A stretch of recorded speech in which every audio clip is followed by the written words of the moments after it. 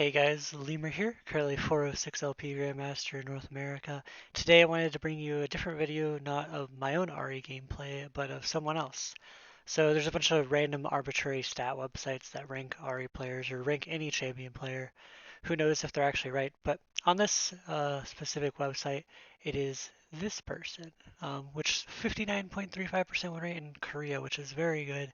I think the Korea server is definitely far better than NA. I can't compare it to EU West because I haven't played on EU West or Korea, but I've watched a lot of Korean solo queue. Anyways, I Google translated their name and it comes out to Twin Shadow Adventure. And just to not confuse the item, I'm just going to call them Adventure. So um, that will be their name. In this VOD review, we'll be going over Ahri versus Yasuo, which is a pretty common matchup because people often pick um, Yasuo into Ahri because of the wind wall, because just various things. And we'll just check out his runes real quick before we get into the game. He decides to go with Magic Footwear, Biscuit Delivery, Cosmic Insight, obviously Glacial. Most Korean Ahri players play Glacial. It has pretty, compared to North America, Glacial's picked way more often than Electrocute. Um, and then Cheap Shot, and what surprises me, he does Ultimate Hunter rather than Ingenious Hunter. And then he decides to go for the attack speed. I'm not sure if he always goes for the attack speed or not. Kind of curious. I think attack speed is particularly good into melee matchups. Yeah, it looks like he pretty much always goes for the attack speed, so it isn't something that he changes over than the AP and then the armor, of course. Alright, so let's get into the game. We'll fast forward a bit just to get through the beginning parts.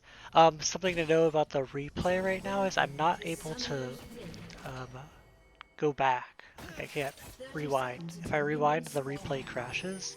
I was actually filming this earlier and I was like, whoa, what's gonna happen? Like, we're like, I need to watch that again. And then the replay just crashed since I'm restarting this over. I was only like a minute in, but I won't be able to rewind time. So very unfortunate about that. So make sure you pay attention. Make sure I pay attention. Um, so something nice is his bard set up, relics for him, which is very good. That means he should probably go for early trades because if you didn't know, bard can only have 3 relics out at a time. And so if he has 3 relics mid, then he actually can't place any bot. So it looks like Yasuo and Ahri are just going to let the 3 minions get all low HP and then use Q to get them both. A common thing of good Yasuo players is they'll Q the raptors twice and then have like the first tornado kill the 3 melees. So if you're wondering why is the Ahri not autoing the Yasuo right here, because Ahri's like she could be in auto range and I think Yasuo would take this auto for free. The reason is, first of all, she take damage back from the caster minions. Yasuo has a shield, so she hardly would win the trade, if she won the trade at all. But then you also have to keep in mind is what will happen is the lane will automatically push into Yasuo, which is exactly what he wants. If you're playing Yasuo, you always want the lane in this area so that you can chase people down the rest of the lane and E through creeps and E through the wave. And it's also just easy to set up for jungle ganks as well as protect yourself against jungle ganks. If we take a look at both of the junglers, it's Silas and Echo. I'd say both are pretty strong at level 3, but they're not obviously going to be looking for level 2 ganks. So we do get the auto now. Yasuo pushed the wave actually. We got some lucky RNG. So if we don't Q here as Ahri, then we can actually hold or pull the wave into our half right here.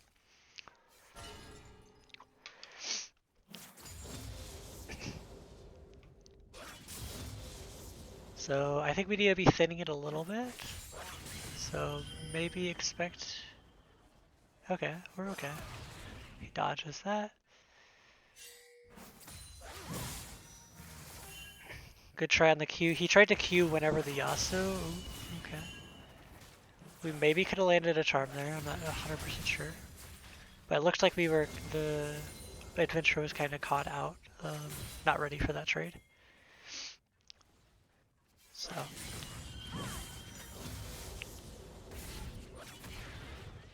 Nice dodge. Probably could have moved to the left on that one, but we end up dodging it anyways. We can get an auto on this. Oh, good one wall by him. Whenever you're playing against Yasuo, you always want to try to bait out his wind wall and then use your charm, but it's not always possible.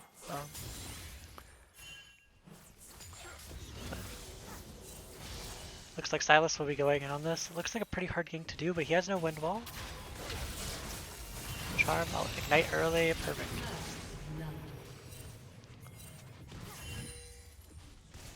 So how did this gank happen? This gank happened because Ahri let the wave push into her. If Ahri didn't let the wave push into her, then this gank obviously wouldn't have happened. But it was really good by the Silas to actually be in that bush. So this is a kind of risky roam that he probably won't value me. Looks like he might get a double buff. It's very nice, the Aphelios to give it. And now he needs to push out his lane. Oh, he can't, really? He's pinging, he needs assistance. Someone pings him back.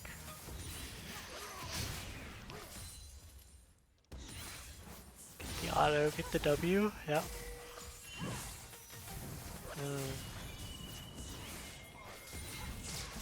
Oh my god. I guess he's dead. Q's almost up. Ah, yeah, flash. Good dodges.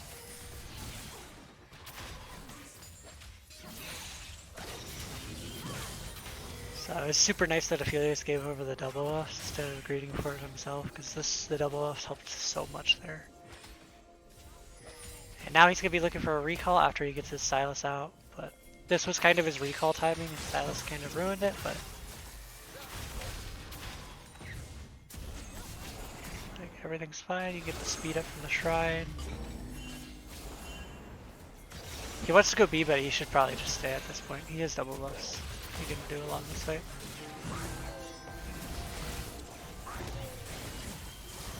Oh. How does that block? Oh my god, I'm triggered. How does that wind wall block that Q, dude? Jeez.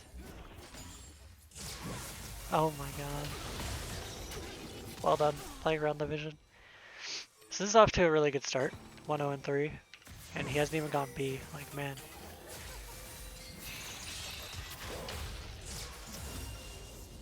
That should hit tower. Very good. Okay, how much money does he have? 1600. So we can assume he probably buy Lost Chapter and boots, or Lost Chapter. Yeah, I assume Lost Chapter and boots. Oh wait, he has magic boots. Maybe he just buys Control Ward and that's it. Yeah. If he had 50 more gold, I think instead of the Control Ward, it would have been the Dark Seal. I think. Magi's is particularly good on Glacial Ahri because you're safe, because you can get assists easily. I feel like I don't buy it enough, and I think I'm going to be increasing my purchase rate on that. But he's pinging missing. He gets 6 first, and then he's coming. But this looks like he probably should just be pushing mid. Yeah. He wasted a little bit of time.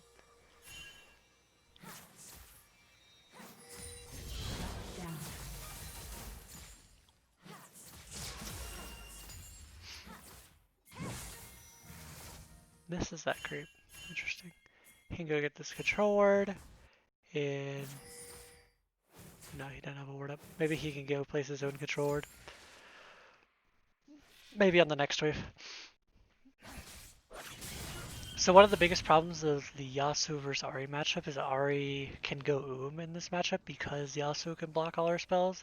If he goes for a trade, and then also Yasuo doesn't, like, his spells don't cost mana, and so he could just spam shove you in, and then you'll have to use mana to clear the way. Well, he won't.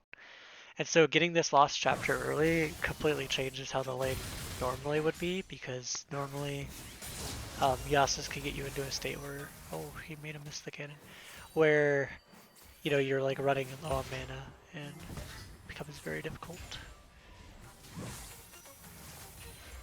Oh, okay. Yasuo would be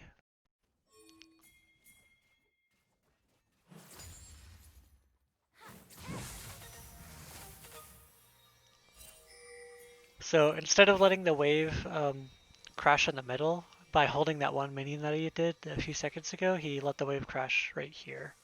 So instead of it crashing here, it's over here, which is just slightly safer. So I don't mind. I don't mind that. I like it in matchups where you're against a champion like Yasuo, like Diana or something, where they have to go in melee range really to abuse their power. He didn't know that he actually would be, so um, wasn't something that he could change without that knowledge. Oh, you're on vision. So this is actually a pretty bad robe. He could have been punished really hard for this. I don't like, yeah, that roam was very bad. I think if you want to roam there, you should have to wait for Bard to hit 6 to make it more guaranteed. Because he ended up just losing an entire wave to tower and getting nothing. I mean, it was good hawk shot from Ashe, but I think if you wait till Bard is 6, it's maybe more guaranteed. And then he didn't even have a good recall. Like, he didn't even get his Hextech Revolver or his GOP, so...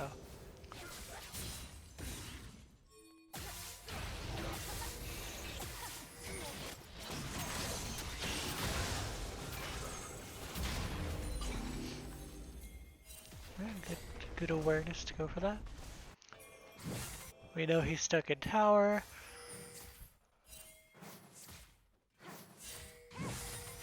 So you auto attack all the range, then you queue the backline. So here you can go for the control ward over here. At least I believe you can. I guess he doesn't have like full true sight vision like I do, but yeah. He's down like 30 CS, so.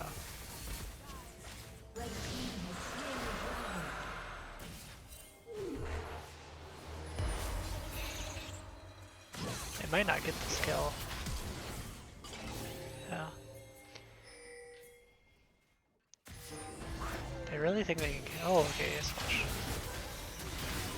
I was like, damn, they really think they can get this guy. I didn't realize that was that flash. So very nice. Notice how much easier it is to follow up on ganks with Bard ult. They end up dying bottom. Maybe you could see a play where he, instead of hitting mid tower, he runs bottom here. He kind of shows his intentions to go top. Maybe that was a mistake.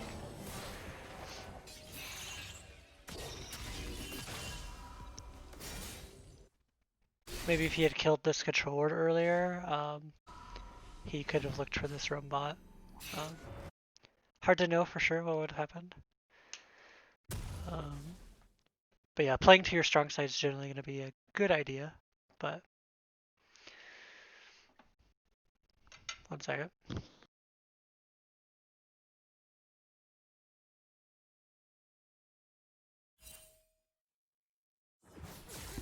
So he ends up getting his GLP. Whenever you have enough for GLP, it's generally always a good idea to go back, because before GLP, your keystone is almost non-existent. Okay, I don't know why we just control warded there. Oh, unless we get a kill for it. Nope. Yeah, that was kind of an end to control ward. That's okay though.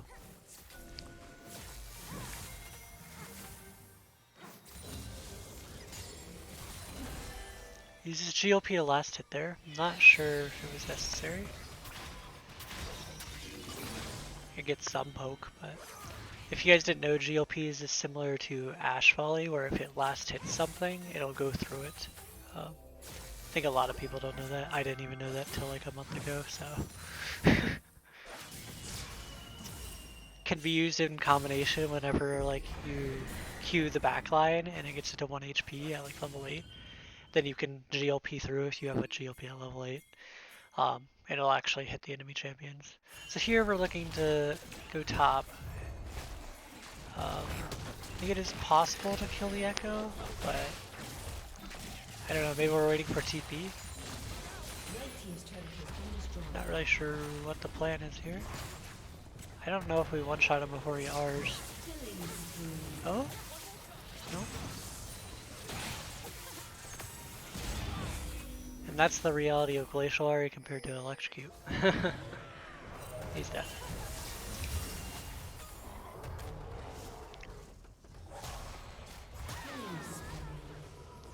So unfortunately, just not enough damage there.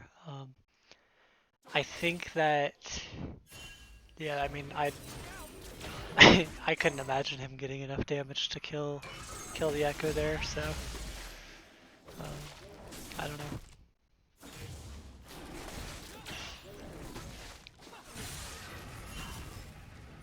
He even started with Charm 2, so his R was amplified by Charm 2, which usually doesn't happen, but he's usually R in and then Charm. So he did as much damage as he could, but you just, like, if the Echo is just spamming R, you can't do enough. Goes for the CD boots. I wish I could rewind time, but yeah, it looks like he didn't have enough for Sark boots. Oh. He didn't have enough for Sork boots, so I guess instead he goes for the CD boots.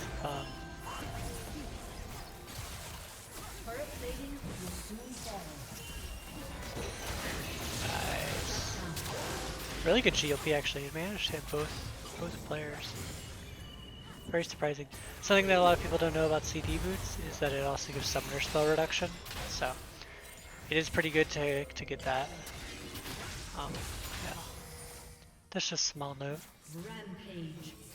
Especially when your flash is already up, it's slightly more beneficial to get that. Because then your next flash will have the 10% reduction, if that makes sense. You can look to place his controller here, maybe look to camp. Okay. No, you can't do the Volibear. This Volibear never catches you. I mean, I guess he gets your R, so.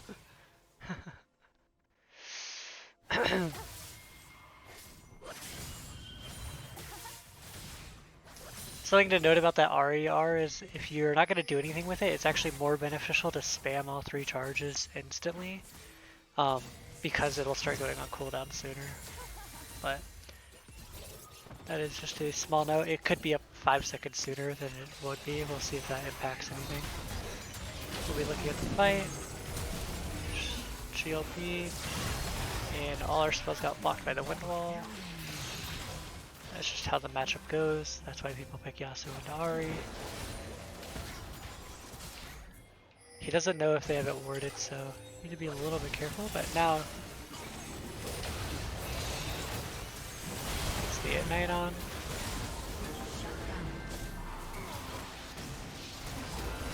He doesn't know he's warded. He has Charm up. Oh, good try.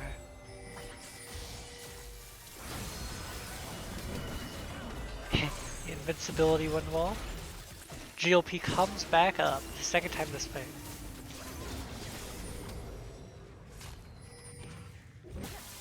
And his art came up now. He's dead. Yeah. Maybe played that a little bit bad. I wish I could rewind, but I can't. But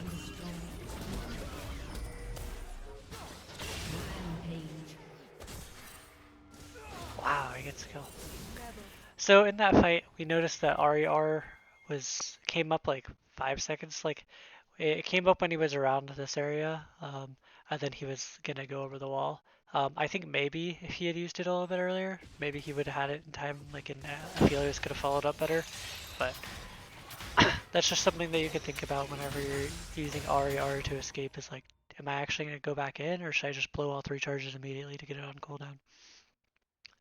Something that a lot of people don't know as well is if you die while using one RER charge, you can actually buy CDR in the base and then refund it, so it'll have a reduced cooldown, I guess you could say. Like, it's kind of similar, and then refund that CDR purchase because you haven't used any damaging spells. Kind of similar to the Shen trick that people are using right now, where you buy a bunch of AP items and refund it. But I'm sure that'll get changed. I'm sure the Ahri one will eventually get changed. Good, back, yep. Ooh, I like that Silas ult. I've never seen a Silas do that, surprisingly.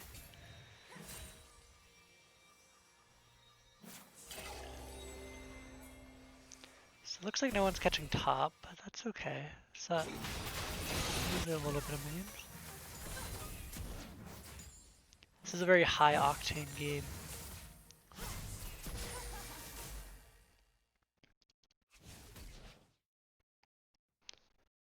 So he has enough for his Twin Shadows right now, but it looks like he's gonna look to catch the Swally Bear out. Okay, he forced the TP. At this moment, he should probably protect mid tower, then go B. Protect mid tower, let Aphelios go B after this wave, and then let Aphelios guard mid, and then that's how it could be. They actually have Baron buff right now, but it's not showing, I believe. Oh no, it's 18 minutes. They did Herald, sorry, not Baron. I was like, damn, they did it fast.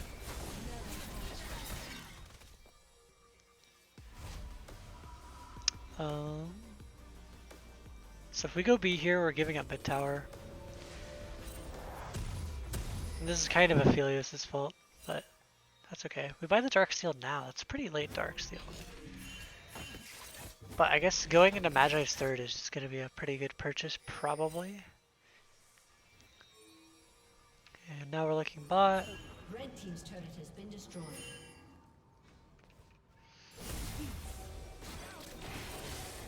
Here comes the Twitch Shadows, hits them both. Oh, it just hovers on Echo. Nice. He has Charm up. He's dead. What? Oh.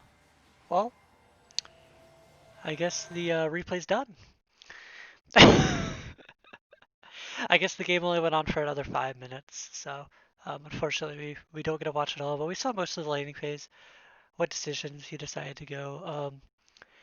I'm going to take a look at more of his runes and masteries, because I think that's particularly interesting. He did decide to go for the Magi's later, and then actually sells it to get a Morello. Maybe he had died or something.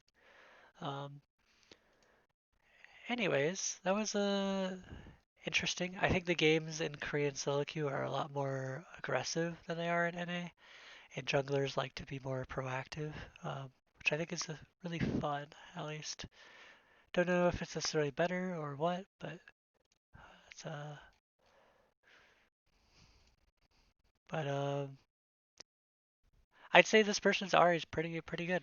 I think that I've learned a lot through other people's Ahris, so I wouldn't say I'm better or worse than this person because they're honestly playing in higher competition. So if I'm 400 LP in NA and they're 400 LP in Korea, you have to imagine they're probably a better player currently. But it doesn't mean I can't change that. Something that I noticed that a lot of Korean Ahris do that constantly it's disputed against, and I'm a big advocate of both parties, is maxing E second. There's a lot of people in North America that only max W second, um, and I think that's just plain wrong. I think that there's times where you should max W second, there's times where you should max E second. I think I've lately been maxing more W, but then these recent games I've been maxing E more, and I think it really just depends like what your role in the team is. I think even maxing W as electrocute Ahri is, I mean E as electrocute Ahri is particularly good too. I know other Ahri players like Legit Korea maxes E second almost all the time. Um, but I think there's room for both of them to be max second. But I think people get too one-sided. They get too one-sided on like I'm electrocute Ahri, I do damage, therefore I max W, or I'm glacial Ahri, I don't do damage, so I max E. I think there's room for I think there's room for electrocute Ahris to max E, and there's room for glacial Ahris to max W. And I think it's very situationally dependent, and I think it's mainly if the enemy team has tenacity, if they have like ways to get out of CC like Olaf, if they have ways, or like Garen, or if they have like if your team needs more damage, maybe you need, to max W first. If the enemy team has um, no Merc Treads, then E is going to be even better. Um, just general ideas like that. It's like having a reason on why you're maxing certain abilities, especially when you have a choice, is very good. That's one of the benefits of Ahri actually, is that she gets to choose between Electrocute and Glacial. She gets to choose between E max and W max second. Um, and then not only that is You get to choose your build too. Like for instance, this guy does Ultimate Hunter, whereas I think Ingenious Hunter is particularly strong. I think not only is Ingenious Hunter strong for the CDR on GLP and Twin Shadows and Zanya's, but it's also really good because it reduces your trinket cooldown, which I think Vision is super important whenever you're playing Ahri.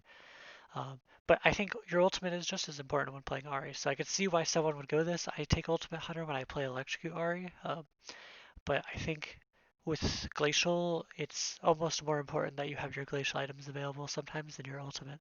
Um, but yeah, that's just my thoughts on that. One day I could do a huge giant video on what I think for Glacial versus Electrocute.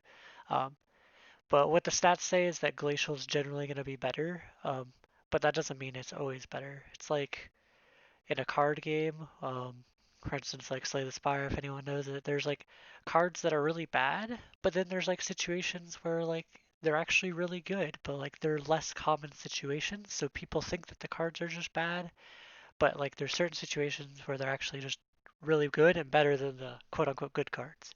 Um, and so I think Electrocute Ari is kind of like that, where it's like there are situations where it can be really good, like where your team needs damage, where you need to assassinate someone, where the enemy team like has an 80 carry that you can assassinate.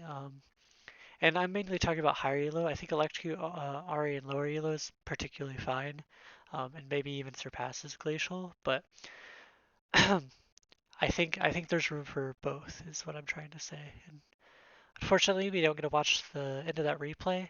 Let me know if you guys want more of this content. I could choose any Ari player you want. I think they're all good in their in their own ways. Some of the replays on OPGG start late, so I don't get to see the beginning. But yeah, thank you guys for watching. I will see you next time. Peace.